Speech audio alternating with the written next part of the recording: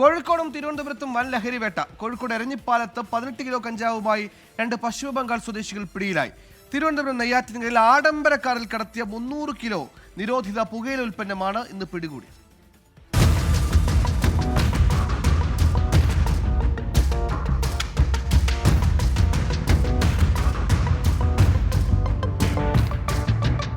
Dance ഓഫിന് ലഭിച്ച രഹസ്യവിവരത്തിന്റെ അടിസ്ഥാനത്തിൽ നടത്തിയ പരിശോധനയിലാണ് കോഴിക്കോട് എരഞ്ഞിപ്പാലത്തെ വൻ കഞ്ചാവ് വേട്ട. നടക്കാവ് പോലീസുമായി നടത്തിയ സംയുക്ത നീക്കത്തിൽ 18 കിലോ കഞ്ചാവുമായി പിടിയിലായത് 2 പശ്ചിമ ബംഗാൾ സ്വദേശികൾ. ഒഡീഷയിൽ നിന്ന് ട്രെയിനിൽ ബംഗളൂരു വഴി മൈസൂരിലെത്തി അവിടെ നിന്നും ബസ്സിൽ കോഴിക്കോടെത്തിച്ച് വിൽക്കുന്നതാണ് സംഘത്തിന്റെ രീതി. തിരുവനന്തപുരം നെയ്യാറ്റിൻകരയിൽ പിടികൂടിയത് നിരോധിത പുകയില ഉൽപ്പന്നങ്ങൾ. ആഡംബര വാഹനത്തിൽ കടത്തുന്നതിനിടെയാണ് 300 കിലോയോളം ഉൽപ്പന്നങ്ങൾ പിടിച്ചെടുത്തത്. ഭീമാപ്പള്ളി സ്വദേശികളായ ഷമീർ, നവാസ് എന്നിവരെ നെയ്യാറ്റിൻകര എക്സൈസ് കസ്റ്റഡിയിലെടുത്തു.